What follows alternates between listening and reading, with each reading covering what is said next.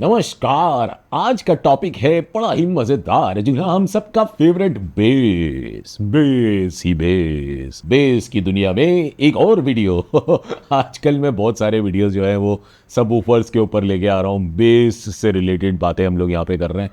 बड़ा मजा आ रहा है मेरे को भी। तो बेसिकली आज का वीडियो एक बड़ा ही खास वीडियो है, क्योंकि मेरे एक सब्सक्राइबर हैं जिन्होंने एक बहुत ही इंटरेस्टिंग कमेंट किया, जिस वजह से आज के वीडियो में हम जानेंगे कि क्या बेस को भी स्टीरियो में सुनना चाहिए। अगर लेफ्ट और राइट स्पीकर अलग अलग सिग्नल्स प्ले करते हैं तो फिर ज्यादातर सबवूफर्स मोनो क्यों होते हैं, और अगर बेस मोनो होता है तो फिर डुअल सबवूफर सेटअप्स का कॉन्सेप्ट क्यों एग्जिस्ट करता है। तो सबसे पहले तो हमको ये समझना होगा कि हम तो मनुष्य हैं। हमको ऊपर वाले ने जो बनाया है ह्यूमंस, तो उनको कान दिए हैं दो, तो हमारे कान ही तो हैं जो सुनते हैं। तो हमको पहले अपने बारे में जानना होगा। तो अपने बारे में क्या जानना होगा कि कान किस तरह से सुनते हैं। तो कानों में जो फ्रीक्वेंसीज जाती हैं, जो हाई फ्रीक्वेंसीज होती हैं, उनको लोकेट करना बहुत आसान होता है। लेट्स से कि आपको किसी ने राइट साइड से आवाज़ दी है दूर कहीं से, आप पहचान जाओगे, उधर देखोगे, हाँ अच्छा आया आया। आप इधर नहीं चले जाओगे, अरे कहाँ किधर क्या, ऐसा नहीं होता ना। हमेशा आप पहचान जाते हो कि कहाँ से आवाज़ आ रही है। सेम जितना भी अपर फ्रीक्वेंसीज का रीजन होता है, वहां पर हम लोकेट कर लेते हैं कि कहां से आवाज आ रही है। लेकिन बेस के मामले में दुनिया बदल जाती है जब फ्रीक्वेंसीज बहुत लो हो जाती हैं, जनरली 80 हर्ट्ज के नीचे, यानी कि जो कि हमारे सबवूफर से प्रोड्यूस होने वाली फ्रीक्वेंसीज होती हैं, जो कि काफी लो होती हैं। तो ह्यूमन ईयर्स के लिए उनकी एग्जैक्ट डायरेक्शन आइडेंटिफाई करना काफी मुश्किल हो जाता है। इसलिए ज्यादातर सबवूफर सिस्टम्स बेस को मोनो में रिप्रोड्यूस करते हैं, यानी लेफ्ट और राइट लो फ्रीक्वेंसी इंफॉर्मेशन को कंबाइन करके एक सिंगल बेस सिग्नल क्रिएट किया जाता है। Generally movies, home theatres, basically कुछ म्यूजिक सिस्टम्स में भी लोग बाग जो है वहां पर इसी अप्रोच को फॉलो करते हैं। सिंगल सबवूफर ड्राइवर जो है वो लेते हैं और वहां पर एक प्रॉपर बेस का जो है वो मजा हमको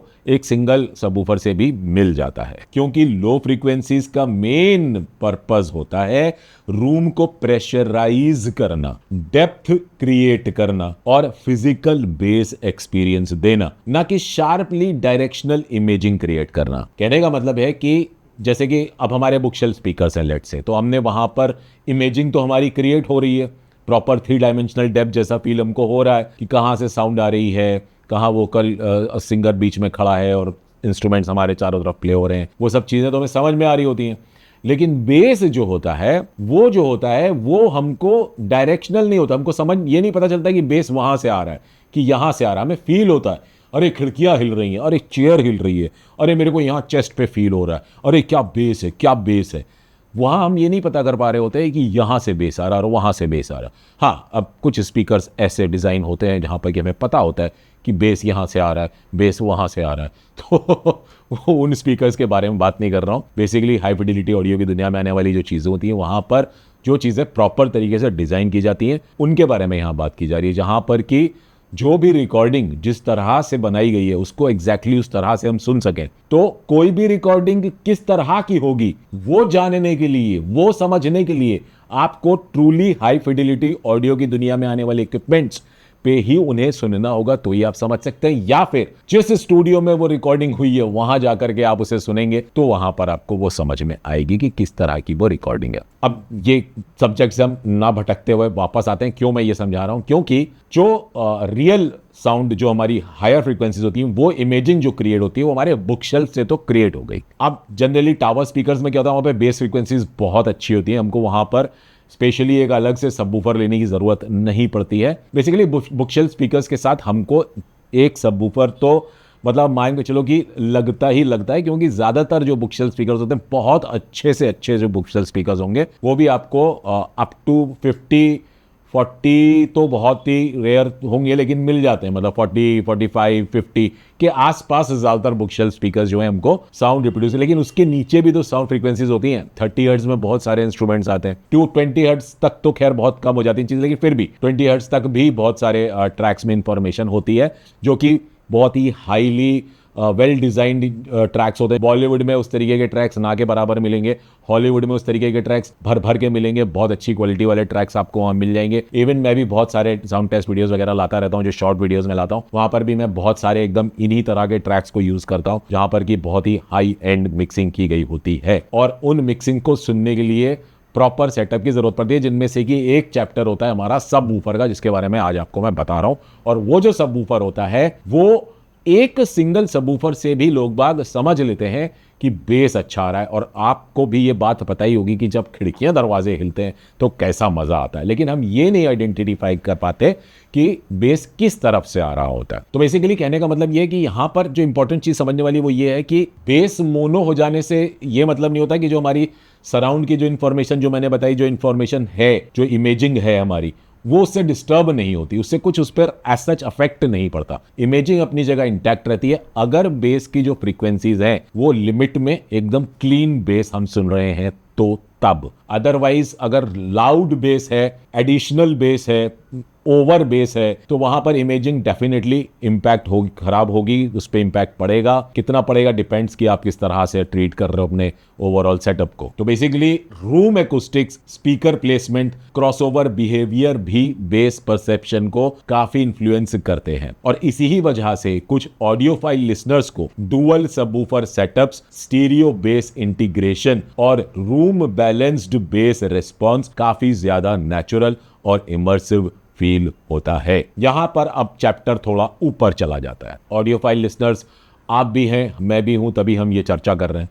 लेकिन कुछ एक ऑडियो फाइल्स होते हैं जो, जैसे कि हम किसी चीज़ से बहुत लगाव रखते हैं, बहुत प्यार करते हैं, अपने बच्चे की तरह उसे संभाल के रखते हैं, उसको हम बिल्कुल परवरिश वैसी करना चाहते हैं कि अपने बच्चे को जैसे हम परवरिश करते हैं वैसी। एग्जाम्पल थोड़ा अजीब हो सकता है, लेकिन पॉइंट यहाँ पर समझने वाला ये है कि साउंड की दुनिया में जब हम एक लेवल को क्रॉस करके एक नेक्स्ट लेवल की तरफ चलते हैं तो वहां पर आता है एक different level of audio files जहां पर होते हैं, जो कि बहुत ही प्रीमियम सेगमेंट में अपना पहला कदम रखते हैं। तो बेसिकली बहुत सारे लोगों ने ऑल ओवर इंडिया में अपना डेमो रूम्स वगैरह बना रखे हैं, खास तौर पर होम थिएटर्स को लेकर के अपने यहाँ पर बहुत ज़्यादा प्रचलन है। इंडिया में बहुत ज़्यादा लोग होम थिएटर्स की तरफ ज़्यादा जाते हैं, स्टीरियो को उतना ज़्यादा नहीं है, इसलिए डेडिकेटेड स्टीरियो के लिए लिसनिंग रूम्स बहुत कम जगह हैं। मुंबई में एक दो जगह आपको सुनने को मिल सकते हैं, दिल्ली में भी मिल सकते हैं, डिपेंडिंग कि वो आपको किस तरह से प्रेजेंट करके सुना रहे हैं। क्या वो ये जानते हैं कि आप एक ऑडियो फाइल लिसनर हो? अगर जानते हैं तो डेफिनेटली वो सेटअप वैसा करेंगे। खैर अब सबका अपना अलग अलग है किस तरह से वो कौन कैसा साउंड को सुनाता है, क्योंकि स्पीकर प्लेसमेंट बहुत इंपॉर्टेंट रोल प्ले करता है। इवन अगर हमारा एक बहुत ही बढ़िया डेडिकेटेड म्यूजिक लिसनिंग के लिए स्टीरियो सेटअप वाला एक रूम भी हम क्यों ना बना लें, तो वहां पर भी स्पीकर प्लेसमेंट्स का जो है वो बहुत ही इंपॉर्टेंट रोल होता है। और जब आप डेमो के लिए कहीं जाते हैं तो अलग अलग तरीके के अलग अलग साइज के स्पीकर्स को डेमो कराया जाता है, तो वहाँ पर जल्दी जल्दी चेंज करना और सुनाना, वहाँ पर वो इमेजिंग वगैरह प्रॉपरली समझ में नहीं आती। लेकिन हाँ, डेडिकेटेड ब्रांड्स के अगर आप सुनने जाओगे, लेट्स से कि किसी भी ब्रांड का अगर आप डेमो रूम में सुनने जाओगे, तो वहां पर वो आपको अपने एक प्रोडक्ट के हिसाब से, लेट्स से कि कोई टावर स्पीकर, उसके हिसाब से एक डेडिकेटेड रूम बनाएंगे और वहां पर आपको उसका साउंड डेमो देंगे। बुक शेल्फ्स के लिए एक अलग जगह होगी जहां पर कि वो आपको बुक शेल्फ्स की साउंड सुनाएंगे, क्योंकि एक ही जगह पे सब कुछ नहीं हो सकता। हर तरह के स्पीकर्स हर तरह के रूम एनवायरनमेंट के हिसाब से, वैसे ही सबवूफर्स की दुनिया वहां पे आती है। मैं यहाँ मुद्दे से भटक नहीं रहा हूँ, मुद्दे को समझाने की कोशिश कर रहा हूँ कि यहाँ पर अब जो नेक्स्ट पॉइंट हमारा आ रहा है बेस को लेकर के, वो बेस फ्रीक्वेंसीज जो होती है ना, काफी लंबी होती हैं, बहुत बड़ी फ्रीक्वेंसीज होती हैं, और उनको रूम में जब हम प्रोड्यूस करते हैं तो वो अगर छोटा रूम है तो वहां पर वो जो बड़ी फ्रीक्वेंसीज है उनको पूरी वेवलेंथ को कवर करने के लिए जगह नहीं मिलेगी, एयर में ट्रैवल करने के लिए जगह नहीं मिलेगी, हवा में ट्रैवल करने के लिए जगह नहीं मिलेगी, वो टकराएगी और चारों तरफ से घूम के वो ऐड हो जाएगी और हमें फील होगा ओ भाई क्या बेस है भाई, मजा आ गया। That is not clean base, that is not real base. जैसे कि अगर मैं उदाहरण दूं आपको, हमारा अभी रिसेंटली डॉज हाई-फाई ने जो बनाया balance 8D subwoofer, clean base के बारे में जहां हम बात कर रहे हैं, तो भाई जिस तरह से वो डिजाइन किया गया, तो एक छोटे रूम में भी 10 बाई 10 का रूम भी है, 10 बाई 12 रूम भी है, तो वहां पर जो बेस आपको मिलेगा क्लीन, अगर आप, हाँ डेफिनेटली मतलब क्लीन बेस मिलेगा, लेकिन कहाँ आप क्रॉस कर रहे हो, किस तरह से आप सेटअप कर रहे हो, वो फिर सारी बातें वहाँ पे भी आती हैं। लेकिन इट्स ट्रूली अमेजिंग, मुझे तो मतलब वो सीरियसली बहुत अच्छा लगा। जिस प्राइस पॉइंट पे वो अवेलेबल है, पैसिव सबवूफर है, बट फिर भी अगर उसको एक सही एम्प्लीफिकेशन मिले और सही तरह से उसे क्रॉस करो, आपको मजा आने वाला है 100%। ये तो मतलब पक्की बात है। तो बहुत सारे ऑडियो फाइल लिसनर्स जो होते हैं वो एक डेडिकेटेड म्यूजिक रूम बनाते हैं जहां पर कि सिर्फ म्यूजिक को सुनने के लिए एक प्रॉपर ट्रीटमेंट किया जाता है, और वहां पर वो अपने लिए एक सबवूफर लेफ्ट चैनल के लिए, एक सबवूफर राइट चैनल के लिए लगाते हैं, और वहां पर वो एक्सपीरियंस लेते हैं बेस का। तो वहां पर रूम भी उसी तरह से डिजाइन किया जाता है कि जहां पर कि किस साइज का सबवूफर उन्हें रखना है, किस तरह का उनका स्पीकर सेटअप है, और उस तरह की वो फ्रीक्वेंसीज जो है वो पूरी एक बार में सबवूफर से निकले तो निकल करके चली जाए, खत्म हो जाए हमारे कानों तक पहुंच करके, और वो टकरा करके रूम में ट्रैवल करती ना रहे, और हमको एक क्लीन बेस, एक एक एकदम मधुर बेस जो होता है, जो रियल बेस होता है, वो हम सुन सकें, उसे फील कर सकें,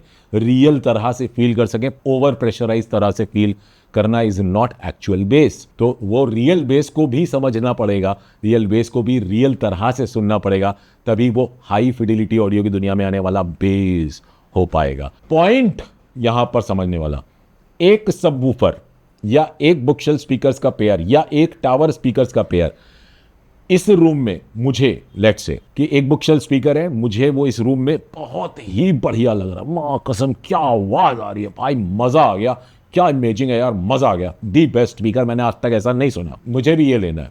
मैंने लिया और मैं दूसरे रूम के लिए उसी स्पीकर को लेकर के रख दिया, या मेरे फ्रेंड ने लिया, उसको मजा आया, उसने अपने रूम में रखा, और वो मेरे को फोन करके बोलता है भाई यार तेरे घर पे तो यार बहुत बढ़िया बज रहा था यार, लगता है कंपनी ने कुछ तो फ्रॉड किया है मेरे साथ, मालूम है मेरे स्पीकर से मेरे को मजा नहीं आ रहा, तूने जैसा बताया मैंने वैसे ही इसको डिस्टेंस पे रखा ये वो। तो problem is not the speakers या सबवूफर, प्रॉब्लम इज रूम।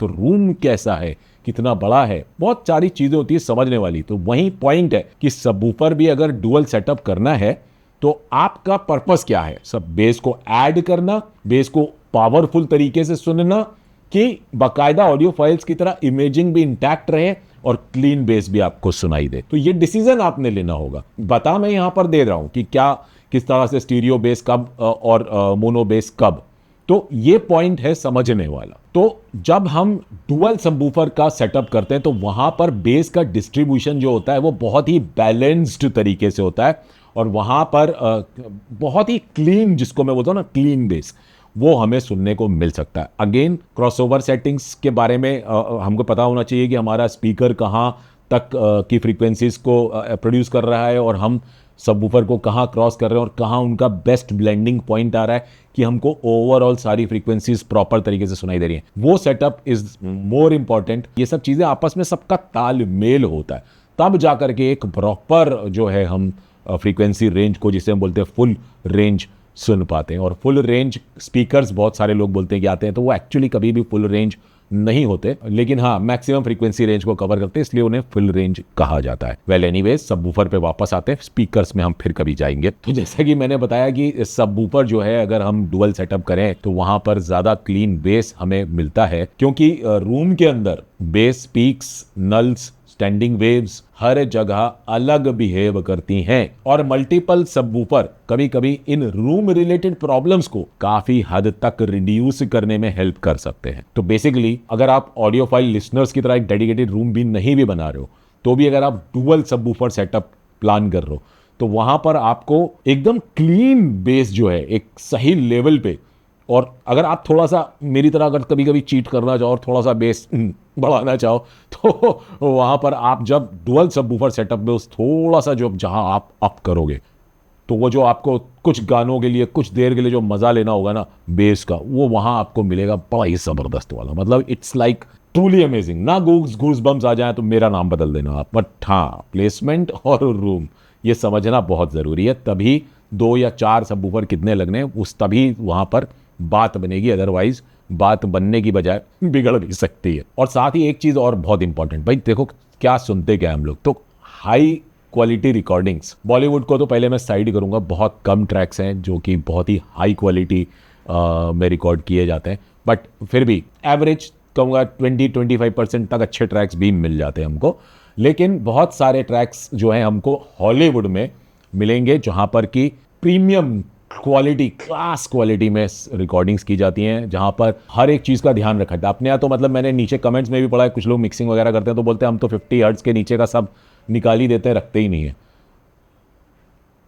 मतलब पता नहीं वेल एनीवेज, तो पॉइंट है कि अगर इंस्ट्रूमेंट प्रोड्यूस कर रहा है उस साउंड फ्रीक्वेंसी को और हम उसको निकाल दे रहे हैं, तो मतलब क्या कर रहे हैं हम? और कुछ इंस्ट्रूमेंट्स तो होते हैं जो कि सिर्फ बेस के लिए ही होते हैं और वो होते ही 50 हर्ट्ज एंड लो हैं, तो अगर हम वही निकाल देंगे तो हम मतलब क्या कर रहे हैं अपने ट्रैक्स के साथ? तो पॉइंट है कि रिकॉर्डिंग जो हुई है उसकी जो क्वालिटी है, उसका जो जिस तरह से उसको मिक्स किया गया है, उस तरह से उसे हमें सुनना है, समझना है, फील करना है, म्यूजिक का असली मजा लेना है, रियल म्यूजिक का मजा लेना है।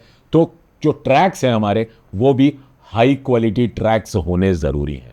और म्यूज़िक कोई लैंग्वेज या भाषा नहीं है कि हम बॉलीवुड और हॉलीवुड से उसको मैं जैसा बोल रहा हूँ उससे हम सेग्रीगेट कर सकें। म्यूज़िक का एक अपना एक लगाव है। यहाँ हम थोड़ा टेक्निकल जाकर के चीज़ों को बात कर रहे हैं, इसलिए मैं आपको ये बोल रहा हूँ कि बॉलीवुड में मिक्सिंग जो है कैसी है और ये वो। अदरवाइज तो बॉलीवुड के कितने गाने जो मेरे को मैं दिन में मतलब दसियों बार सुन सकता हूँ, उनकी मिक्सिंग बिल्कुल भी अच्छी नहीं है, लेकिन मुझे वो गाने बहुत पसंद है। तो हर एक चीज़ मिक्सिंग के ऊपर भी नहीं चलती है। कुछ चीज़ें होती हैं जो जैसे कि सिंगर का वोकल है या लिरिक्स हैं, बहुत सारी चीज़ें होती हैं। तो पॉइंट मुद्दे पे रहते हैं, बेस पे बाहर नहीं जाते। बेसिकली रिकॉर्डिंग में भी बेस होना चाहिए, तभी हम उसका सही रिप्रोड्यूस कर पाएंगे अपने सेटअप से और उसे सुन पाएंगे, उसे फील कर पाएंगे। तो जब रिकॉर्डिंग अच्छी है, हमारे पास डेडिकेटेडली प्रॉपर सेटअप है, जैसे लेट्स से जैसे मैंने बताया कि टावर स्पीकर्स के साथ हम सबवूफर लगा रहे हैं, तो एक्सट्रीम लो फ्रीक्वेंसीज को हम वहाँ पर सुनने जा रहे हैं कि लेट्स से बिलो 30 हर्ट्ज के और 20 हर्ट्ज के बीच में जो थोड़ी सी फ्रीक्वेंसीज बचती हैं उनका, या थोड़ा बहुत एडिशन लेट्स से कि 40 से ही क्रॉस करेंगे तो वो जो ब्लेंड होगा वो, और सबवूफर ज़्यादा बेहतर परफॉर्म करता है तो हम थोड़ा सा अपना, it's totally dependent upon cross over कि हम कहाँ क्रॉस करते हैं, किस तरह से वो रूम में रिएक्ट करेगा के ऊपर बहुत सारी चीज़ें डिपेंड करती हैं। वहीं दूसरी तरफ अगर हम देखें मूवीज़, सिनेमा, जो हमारा होम सिनेमा वगैरह होता है, होम थिएटर सेटअप वगैरह होते हैं, तो वहाँ पर सिर्फ एक सबवूफर भी काफ़ी होता है, क्योंकि वहाँ पर अगर देखा जाए तो 5.1 के बारे में हम बहुत बात करते हैं, तो 0.1 इस सबवूफर, तो वहाँ पर एक सिंगल सबवूफर भी काफ़ी होता है, डिपेंडिंग अपॉन अगेन रूम कैसा है।